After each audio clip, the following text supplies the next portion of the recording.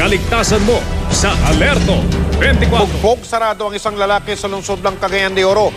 Ginantihan siya ng mga kaanak ng lolong sinuntok kumano niya.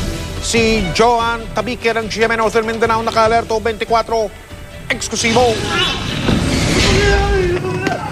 Ito ang inabutan ng GMA News sa Carmen Street, Cagayan de Oro City. Ang lalaking nakapula na si Renato Blanco, inuyog ng 5 lalaki. Patay na sa ganun. Na-corner na, pero di pa rin tinigilan.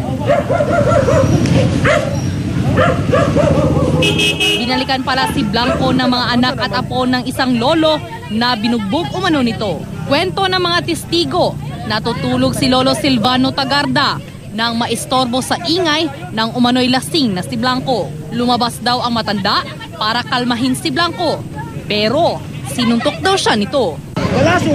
Yun pala, aburido raw si Blanco dahil nawawala ang kanyang panabong na manok at si Lolo ang kanyang napagbuntunan. Nagalit tuloy ang mga nasa compound na puro kaanak pala ni Lolo. Dinala si Blanco sa presinto habang isinugod naman sa ospital si Lolo Silvano. Kanina, nagsampa na ang kamag-anak ni Lolo Silvano ng reklamong serious physical injury laban kay Blanco. Binisita namin kanina si Blanco sa Maharlika Detention Cell pero tumanggi pa rin siyang magpaunlak ng panayam. Joan Tabique, nakatutok 24 oras.